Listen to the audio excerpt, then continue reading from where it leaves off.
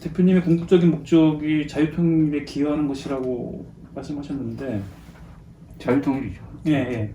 그 부분은 이제 자유민주주의 체제가 굉장히 우월하다는 생각을 바탕에 깔고 있는 거잖아요. 근데 자유민주주의 체제라는 것도 그러니까 역사적으로 보면 모든 시대 사람들이 자기 시대의 시스템이 가장 우월하고 절대적으로 최선이라고 생각했는데 계속 생산력이 발전하면서 시스템이 바뀌었고 그래서 새로운 시스템이 나타났고 그렇지 않습니까? 자유민주 체제가 현재 생산력 단계에서는 그게 가장 적합하고 우월한 체제인 것처럼 보이지만 조금 지나면은 이것도 업데이트 될 수 있는 그러니까 새로운 시스템이 나타날 수 있는 건데 근데 이게 예. 뭐가 좋느냐 이런 거는 뭐 민주주의가 좋으냐 공산주의가 좋으냐 주의로서 이야기하는 거는 네. 이게 본질적인 게 아니고 주의라는 것은 우리나라에 지금 영어를 외국어를 한국어로 잘못 번역해가지고 고생하는 게 두 가지가 있어요. 하나는 디모크라시인데 이거는 민주제도라고 번역했었어야 된다고. 근데 이걸 민주주의라고 번역을 하니까 한국 사람들은 주의를 좋아해요. 네. 우상 숭배한다고, 극단화하고 교조화한다고. 네.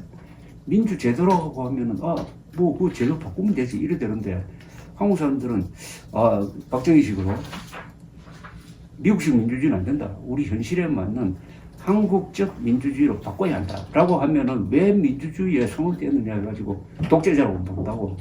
그걸 민주제도라고 하면은 아니 한국적으로 민주제도를 바꾸자 하면은 그게 뭐 그래서 그런 것보다는 우리가 궁극적으로 추구하는 가치가 뭐냐는 건데 저는 이 세 가지라고 생각합니다. 제일 중요한 게 진실, 네. 그 다음에 진실에 입각한 정의, 네. 그 다음에 그 정의가 지켜주는 자유. 진실, 정의, 자유. 순서도 그렇게 해야 돼요.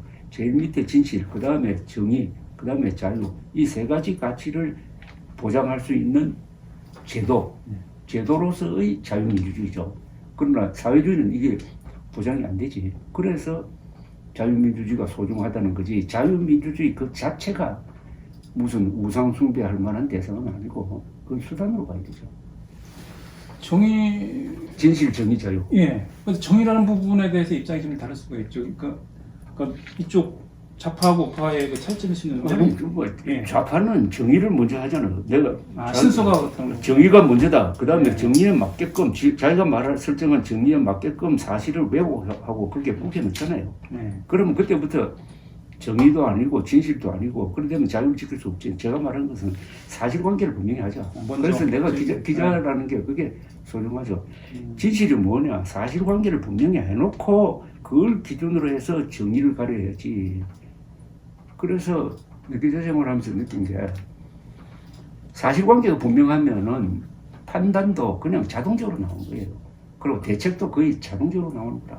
바로 1494가 그거 아닙니까? 14 현실과 사실에 기초해가지고 옳은 방향을 구한다.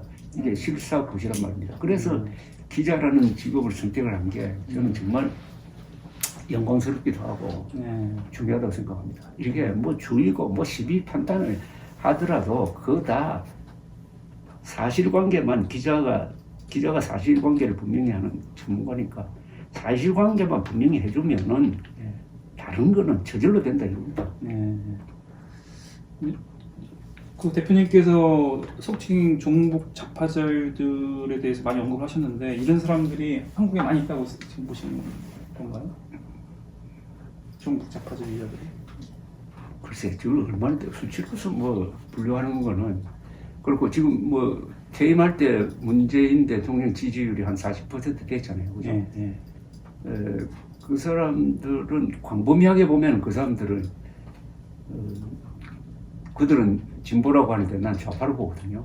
광범위하게 아주 넓게 봐. 최대한 넓게 잡으면 40%가 좌파예요.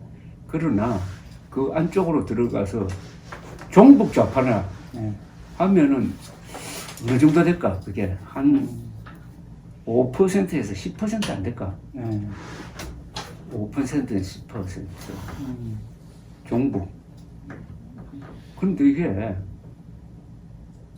기준이 뭐 모호한 것 같지만은 그게 모호한 게 아니고 간단해요. 요새 뭐 김일성주의자 말로 이렇게 시끄럽던데 그걸 구분하는 방법은 간단하다고 생각합니다. 그 유대인들이 히틀러를 비판하지 않는 이스라엘 정치인이 있을 수 있겠습니까? 히틀러를 비판하지 않는 유대인 또는 이스라엘 정치인이 있을 수 없듯이 대한민국에 살면서 김일성, 김정일, 김정은을 비판하지 않는 정치인은 있을 수가 없어요. 있다면은 이 사람들은 일단 김일성주의자가 아닌가 하는 의심을 스스로 불러들인다고 봐야지. 그래서 나는 궁금해. 김문수 씨는 확신을 가지고 문재인은 확실한 김일성주의자다라고 이야기를 했는데 문재인 대통령이 아니다. 나는 김일성주의자 아니다라고 설명을 했으면 좋겠어요. 근데 설명할 때 제일 중요한 게 나는 김일성, 김정일, 김정은을 이렇게 비판한 적이 있다 하는 자료를 제시해야 돼. 자료 제시하지 않으면 더구나 정치인이 자료 제시하지 않으면 국민 입장에서는 김일성주의자를 의심할 수밖에 없지. 근데 어떻게 그럴 수가 있습니까? 대한민국에 살면서 더구나 저 무식해서 뭐 거기 관심 없는 사람입니다. 뭐 똑똑한 척하고 또 그 입으로 이승만, 박정희, 미국은 그렇게 비판을 하면서 김일성, 김정일, 김정은에 대해서는 단 한마디도 하지 않았다면 그 사람은 김일성주의자로 봐야 되는 거 아닐까요? 예.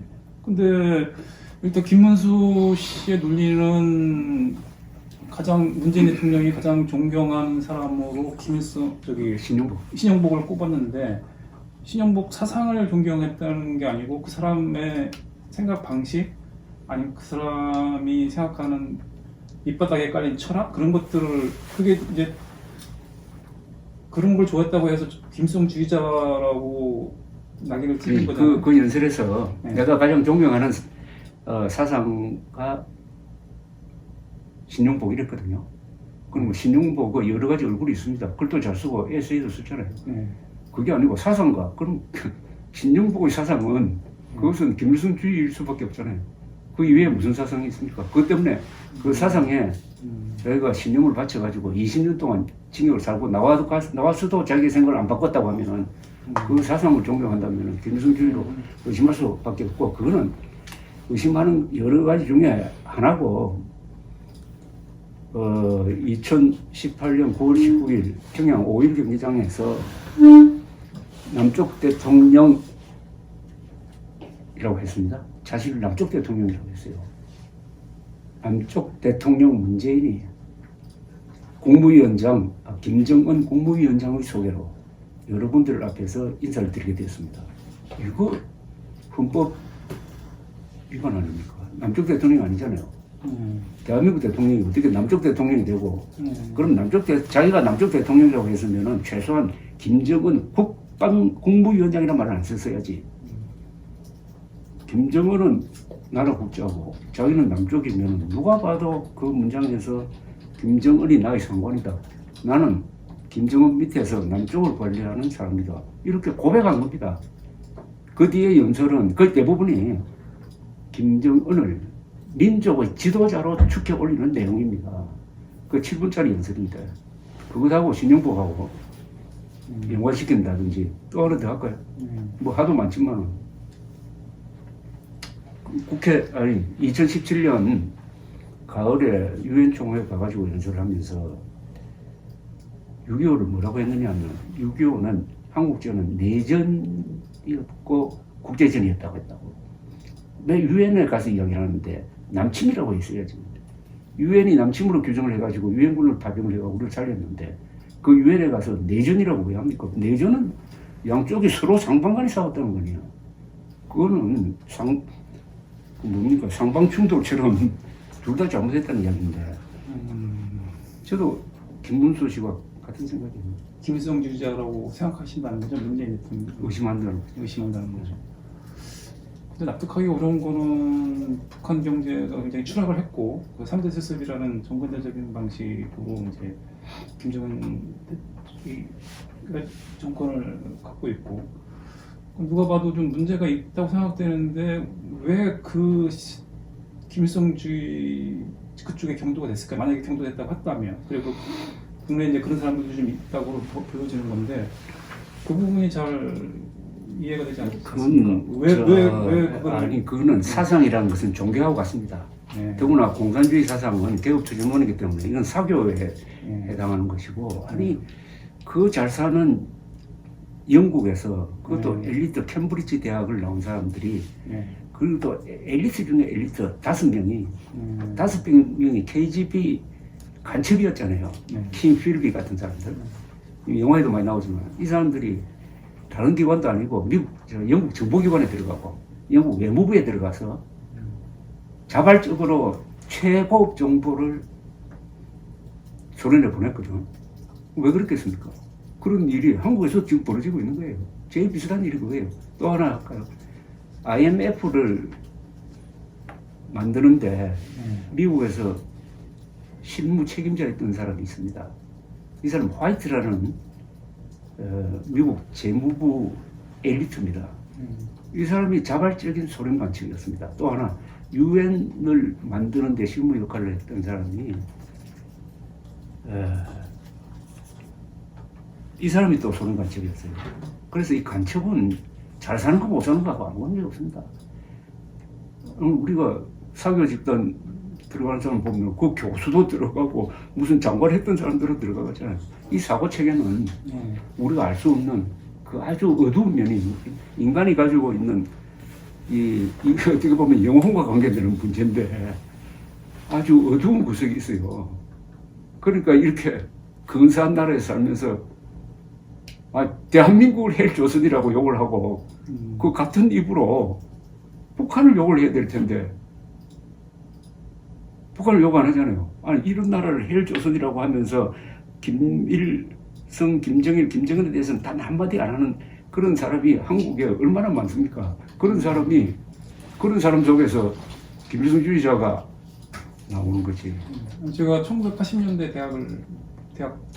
학교 대학생을 지냈는데 그때 많은 학생들이 사회주의 공부를 했거든요. 근데 그 사회주의 공부를 한 게 그것이 자본주의 갖고 있는 모순을 극복하고 좀 더 나은 세상으로 만들 수 있다는 그런 신념 때문에 그랬던 거고, 그래서 지금 그런 김일성주의나 그런 쪽으로 경도됐던 돼 있는 사람들도 그 방식이 세상을 좀 더 살기 좋은 곳으로 바꿀 수 있다는 그런 신념 같은 게 아닐까요? 다만 생각이 다를 수는 있죠. 방식에 있어서 도달하는 방법이. 자, 그런데 거기서 어디서 갈라져 버리느냐 하면은 1987년 12월 18일 대통령 선거를 통해서 노태우 대통령이 당선됐습니다.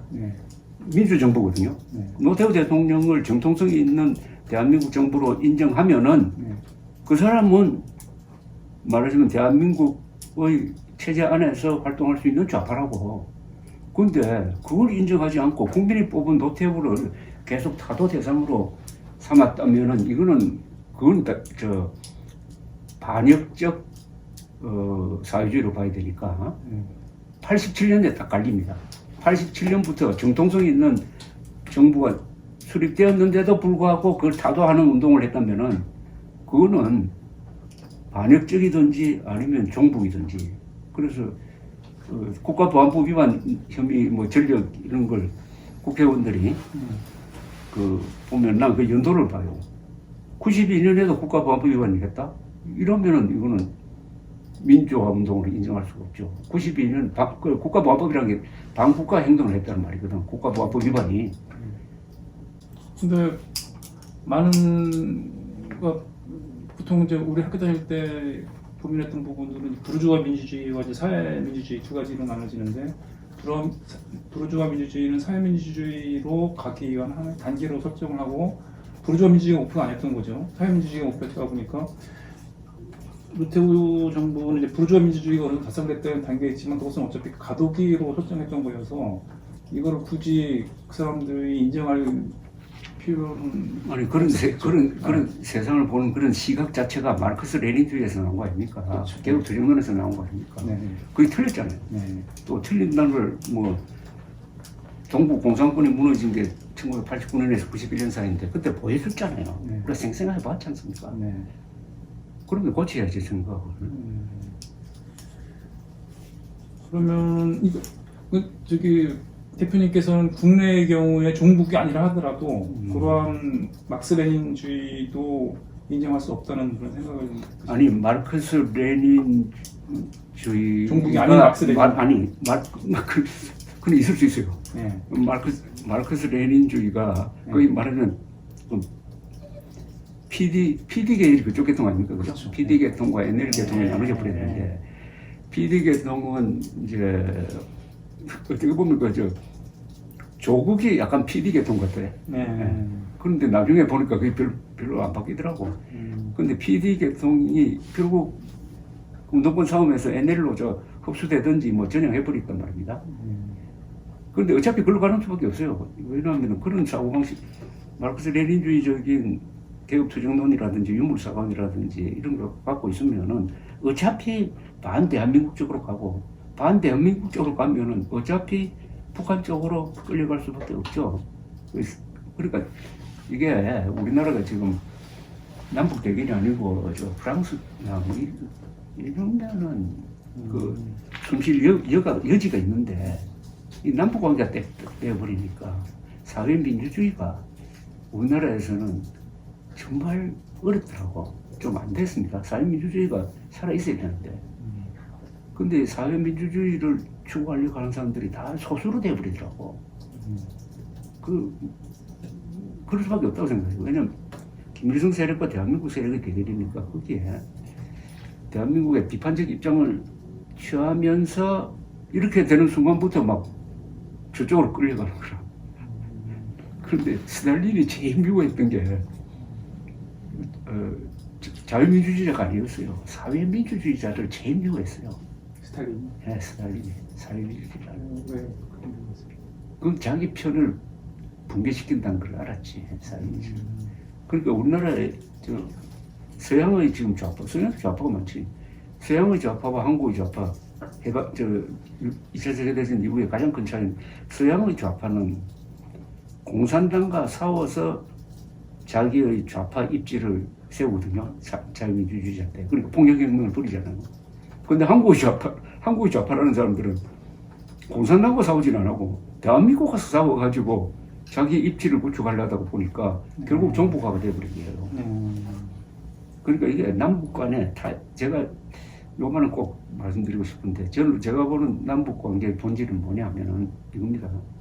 남북 관계의 본질은 민족 사이 정통성과 삶의 양식을 놓고 다투는 타협이 절대로 불가능한 총체적 권력 투쟁이다. 저는 이렇게 봅니다. 민족 사이 정통성 이게 오히려 더 중요할지 모릅니다. 이건 역사 전쟁인데 삶의 양식 이 두 가지 싸움을 같이 하거든요. 이념 전쟁만 한 게 아니잖아요. 남북 간에 민족 사이 정통성이 북쪽이냐 남쪽이냐. 그런데 이념 전쟁에서는 뭐 우리가 이겼죠. 그러나 역사 전쟁에서는 어떻게 보면 우리가 지고 있지. 김일성주의자가 김일성주의자로 의심받는 사람이 그것도 다른 사람이 의심하는 게 아니라 저 같은 사람이 의심하는 게 아니라 좌익 운동권에서 가장 핵심적인 위치에 있었던 김문수라는 사람이 김일성주의자라고 하는 사람이 한국의 대통령이 되었다. 5년 동안 통치했다. 세계에서 이런 일이 일어날 수가 있습니까? 일종의 사망유인데. 근데 북한의 경우에 여러 가지 시스템적으로 문제가 많고 살기가 어려워졌는데도 체제가 유지되고 있잖아요. 계속 그건 왜 그럴까요? 공포죠. 공포요.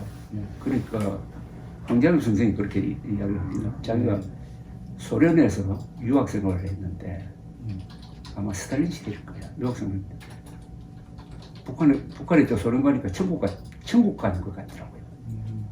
그러니까 북한의 저 압제는 인간이 만들어낸 최악입니다.